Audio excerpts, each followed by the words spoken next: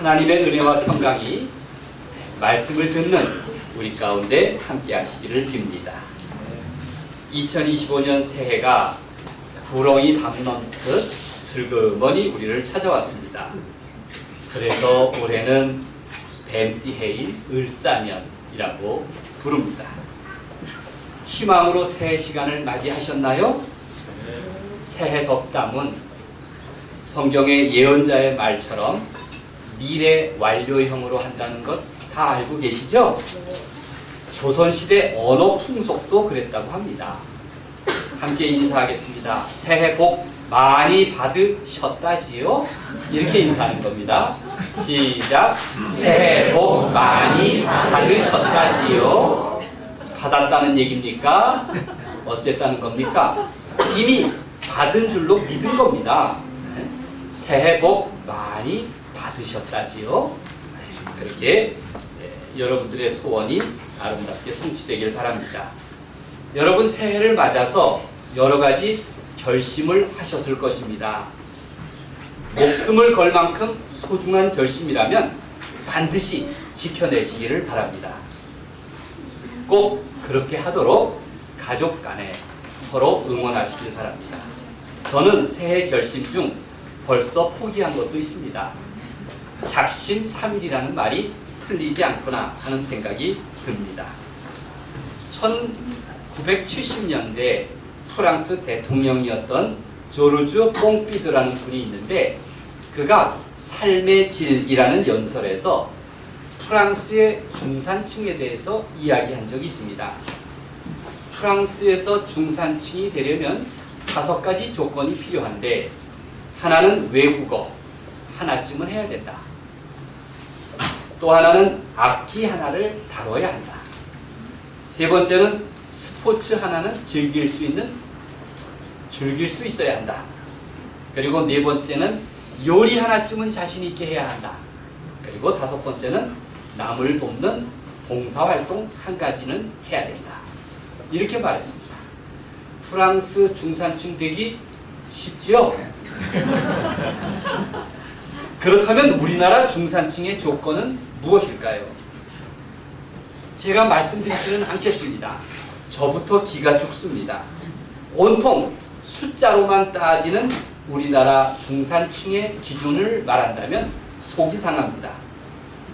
그래도 프랑스 사람들의 중산층은 짬을 내고 노력하면 어느 정도 가능하지만 우리나라 경우 웬만한 능력자가 아니면 중산층이 되기 힘들기 때문입니다. 지금 행복으로 가는 길을 잃은 우리 사회는 조금씩 새 길을 찾아가는 소중한 기회를 맞고 있습니다. 당장은 탄핵 정국과 또 무한 항공기 사고로 혼돈을 겪고 있지만 우리 사회는 모두가 합의하고 공감할 만한 빛을 반드시 찾을 것입니다. 새해에는 우리 공동체가 희망의 등불을 들고 모두가 함께 잘 살아가는 따뜻한 평화를 만들어갈 수 있기를 우리 함께 기도하고 힘을 모으시기를 간절히 소망합니다. 중산층은 경제적인 중산층만이 아닙니다. 신앙생활에도 중산층이 있습니다. 언제나 하나님과 소통하고 또 즐거운 마음으로 찬양하며 세상에서 희망을 잃지 않는 것입니다. 진정으로 우리가 구할 것은 하나님 안에서 부요함입니다. 영적인 충만, 물질의 여유, 삶의 평화, 두루 하나님 안에서 누릴 기쁨입니다. 새해는 다시 시작하는 시간입니다. 다시 출발하는 새 시간은 그래서 희망으로 가득합니다. 오늘은 성탄 후 2번째 주일입니다. 오늘 본문은 우리가 잘 아는 동방박사 이야기입니다. 본문에서 동방박사들은 별을 보고 그 빛을 따라서 베들레헴을 찾아갑니다. 그들은 유대인의 왕으로 오신 이를 찾아 경배하러 왔다고 했습니다. 2절 말씀을 함께 읽겠습니다. 유대인의 왕으로 나신 이가 어디 계시냐? 시작. 유대인의 왕으로 나신 이가 어디 계시냐? 우리가 동방에서 그의 별을 보고 그에게 경배하러 왔노라 하니. 성경에서 별은 하나님의 인도하심의 수단으로 비유됩니다. 하나님은 장막에 있던 아브라함을 캄캄한 밤으로 불러내십니다. 창세기 15장 5절은 이렇게 말합니다. 그를 이끌고 밖으로 나가 이르시되 하늘을 우러러 뭇별을 셀 수 있나 보라. 그 두려움과 좌절로 가득한 아브라함, 그가 장막 안에 갇혀있는 사람이었는데 깜깜한 밤으로 불러내어서 별을 봐라, 하늘을 우러러 뭇별을 셀 수 있나 보라고, 하나님이 너에게 베푸실 은혜가 이처럼 많을 것이라고 약속하셨습니다. 사도 바울이 로마로 체포되어 호송되어 가던 배가 큰 풍랑을 만났습니다. 여러 날 풍랑이 계속되다 보니 더 이상 구원의 가능성이 없었습니다. 성경은 이렇게 표현합니다. 사도행전 27장 20절에서 여러 날 동안 해도 별도 보이지 아니하고 큰 풍랑이 그대로 있음에 구원의 여망마저 없더라. 해도 보이지 않고 별도 보이지 않았다. 곧 희망이 없었다는 얘기입니다. 이처럼 별은 그 시대에서 나침판 역할을 했습니다. 별자리는 인생의 여정을 살피는 과학적 방법이었습니다. 유명한 철학자 게오르그 루카치는 이런 말을 했습니다. 별이 빛나는 창공을 보고 길의 지도를 읽을 수 있었던 시대는 얼마나 행복했던가. 그 별빛이 그 길을 훤히 밝혀주던 시대는 얼마나 행복했던가. 이렇게 말합니다. 아기 예수의 탄생 드라마에서 가장 흥미진진한 것은 동방박사 세 사람의 등장입니다. 마태가 쓴 예수님의 탄생 기록에서 주요 등장인물은 바로 헤롯 왕과 그리고 멀리 페르시아 땅에서 찾아온 동방박사들입니다. 동방박사들을 인도한 밤하늘의 별빛은 아주 오랜 시간 먼 우주에서 빛의 여행을 통해 그들을 이끌고 있습니다. 고대에는 별에 대한 연구를 통해서 미래의 이상적인 통치자, 위대한 임금이 오리라고 하는 기대를 품고 있었습니다. 그들이 본 길잡이 별은 인류가 오래 꿈꾸어온 빛이었고 또 희망을 의미합니다. 3층에 올라오시면 색동교회 성탄절 배너를 바라볼 수 있을 것입니다. 그 주인공도 역시 동방박사 세 사람입니다. 검은 종이로 오려 붙였는데 그것을 보면 어둠에서 빛으로 나아오는 장면을 연상하게 합니다. 우리 남혜성 우리 청소년과 서상남 집사님의 합작품입니다. 아직 잘 보지 못하신 분이라면 이따가 내려가면서 다시 살펴보십시오. 검은 종이로 오려붙인 동방박사들, 그들은 어둠에서 빛으로 나오는 장면을 연상하게 합니다. 복음서 첫머리에 동방박사들의 등장을 보십시오. 그들은 예고 없이 찾아와서 유대인의 왕으로 오신 이가 어디 계시냐고 묻습니다. 이 페르시아에서 온 박사들의 질문을 보면 앞으로 오실 왕과 그리고 지금 헤롯 왕궁에 있는 현재의 왕 사이에 필연적인 갈등 관계를 예고하고 있습니다. 동방에서 온 박사들은 새로 나신 왕을 찾기 위해 자연스럽게 정치와 종교의 중심지인 예루살렘 왕궁에 찾아왔습니다. 왕이 태어난다면 예루살렘 아니고 다른 곳을 상상할 수가 없습니다. 아마 동방박사들은 구약 성경의 다니엘의 예언과 메시아 사상에 깊은 이해를 갖고 있구나 하는 것을 짐작할 수가 있습니다. 이방 민족의 대표자들인 동방박사들은 별을 헤아릴 줄 아는 지혜 덕분에 새로운 징조가 임한다는 것을 알았고 또 갓난 아기를 왕으로 경배하기 위해서 아주 먼 곳으로부터 베들레헴까지 찾아올 수 있었던 것입니다. 동방박사 이야기에는 복음서의 핵심적인 주제가 등장합니다. 즉 이방 민족들이 먼저 복음을 듣고 환영을 했다는 것입니다. 그러나 유대인들은 불신했고 예수님을 배척했다는 것입니다. 동방박사의 소문을 듣고 가장 긴장한 사람이 있는데 그는 단 현직 유대인의 왕인 헤롯이었습니다. 내가 지금 시퍼렇게 살아있는데 어딜 감히 새 왕을 경배한다고? 얼마나 마음이 불쾌했겠습니까? 헤롯은 나이 25세 팔레스타인 전쟁에서 공을 세워서 갈릴리 지역의 총독이 되었고 그리고 로마로부터 왕이란 칭호를 받았습니다. 그리고 70살에 병사하기까지 팔레스타인 전역을 다스렸습니다. 이 헤롯을 가리켜서 헤롯 대왕이라고 부릅니다.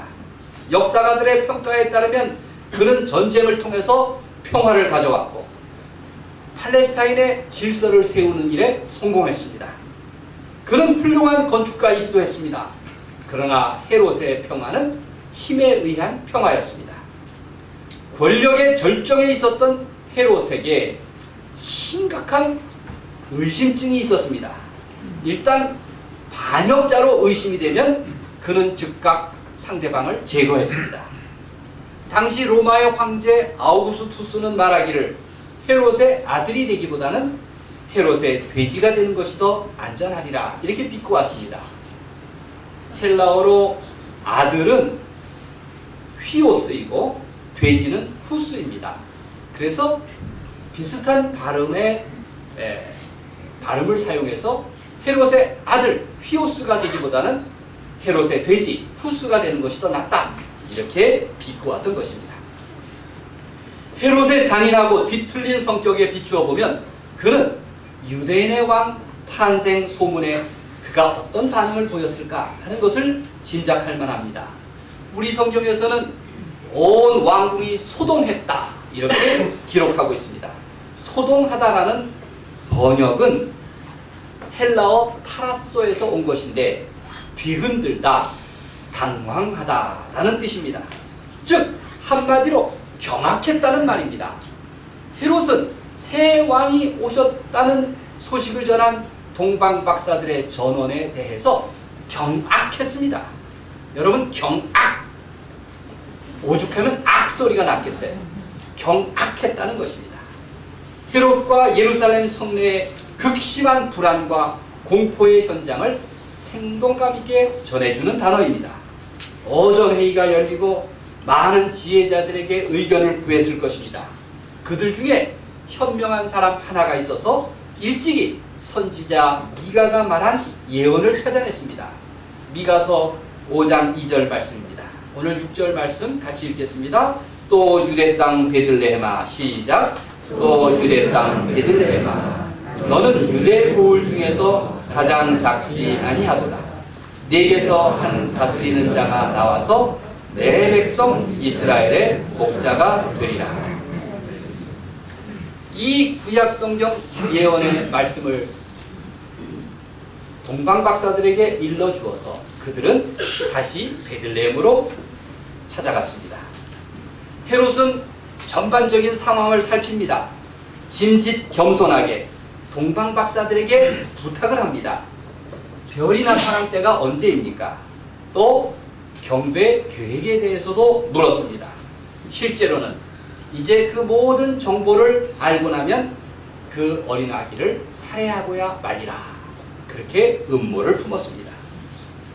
동방박사들은 별이 가르쳐주는 현 주소를 더듬더듬 찾아갑니다. 별이 움직이면 그들도 움직이고 별이 멈추면 그들도 멈추었습니다. 그리고 마침내 목적지를 찾았습니다. 그들의 반응을 보십시오. 10절 말씀입니다. 함께 읽겠습니다. 시작. 그들이 별을 보고 매우 크게 기뻐하고 기뻐하더라. 우리 색동교의 성탄절 묘절이죠. 크게 기뻐하고 기뻐하더라. 그들이 찾은 새 임금은 단 한마디의 대화도 몸짓도 없는 갓난아기였습니다. 아기 예수님은 허영과 위선의 실오라기 하나 걸치지 않았습니다. 세상의 권력자의 모습과는 전혀 간판이었습니다.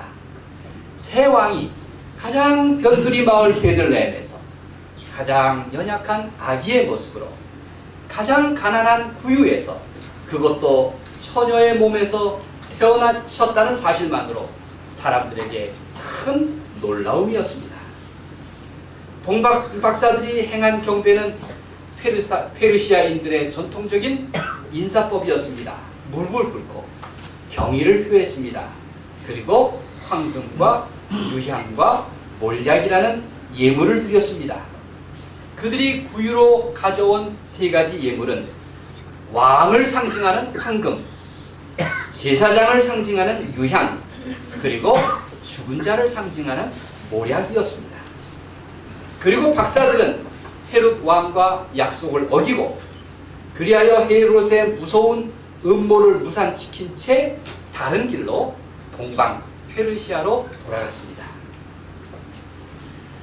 이런 말이 있습니다. 서양 사람들은 종교를 연구하기를 좋아하고 동양 사람들은 종교를 살기를 좋아한다는 말이 있습니다. 서양 사람들은 종교를 잘 연구합니다. 스터디합니다. 그런데 우리 동양 사람들, 특히 한국 사람들은 종교를 살기를 더 즐겨합니다. 동방에서 온 박사들은 별을 연구할 뿐 아니라 길을 떠나 먼 길을 찾아 아기 예수님을 경배했습니다. 신앙은 스터디, 연구하는 것이 아니라 리브, 그렇게 사는 것임을 믿으시기를 바랍니다. 요즘은 어떻게 별을 볼 수 있을까요? 도시에서는 별을 보기가 어렵습니다. 왜 그렇습니까? 너무 환하기 때문입니다. 그래서 별을 보려면 심신 산골로 찾아가야 되죠. 제 고향인 영월, 제가 날마다 보면서 자랐던 복례산, 그 복례산 꼭대기에 별마루 천문대가 있습니다. 제가 이런 생각을 했습니다. 아, 내 고향이 참 시골은 시골이구나. 별을 볼 수 있는 동네, 강원도 영월입니다.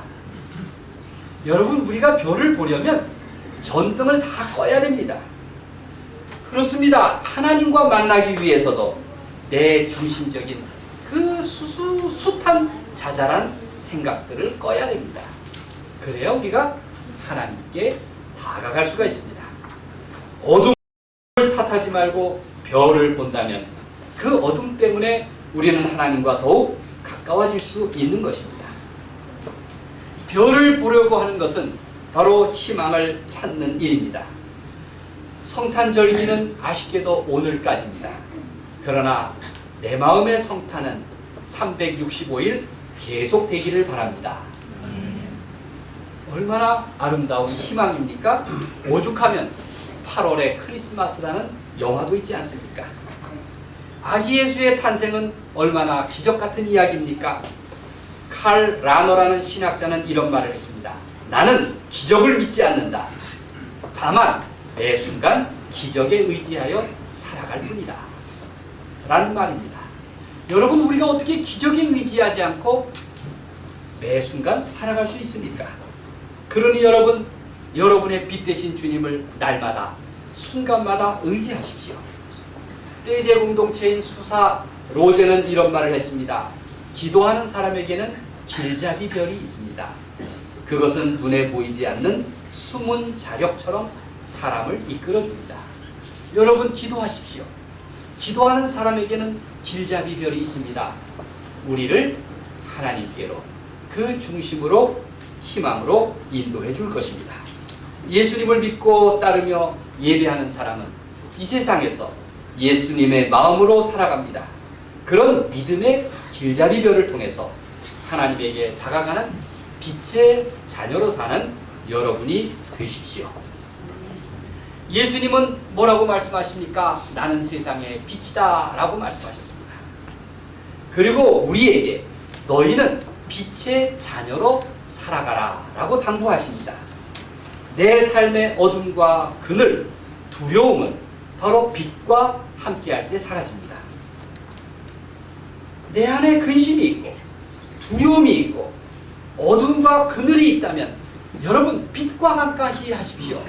예수 그리스도는 나는 빛이라고 그렇게 약속하셨습니다. 빛의 본질은 하나님의 사랑이며 그 실천은 제자됨의 길입니다. 에베소서 5장 8절 말씀입니다. 이제는 주 안에서 빛이라 빛의 자녀들처럼 행하라. 새해에는 더 열심히 기도하시고 또 주님을 찾으시고 그리고 주님과 동행하는 우리 모두가 되기를 간절히 소망합니다. 올해는 특별히 광복 80주년이 해입니다. 광복, 빛광자, 회복할 회자, 복자 아닙니까? 빛을 회복한다는 뜻입니다. 바라기는 주님께서 이 땅 빛을 온전히 회복하는 기회로 삼도록 이끌어 주시기를 간절히 소망합니다. 바라기는 여전히 짙은 어둠의 세력이 있습니다. 이를 극복하고 우리 민족에게 안성맞춤의 길잡이별을 허락하셔서 그 빛의 대로를 활짝 열어가는 새해가 되기를 간절히 기도합니다.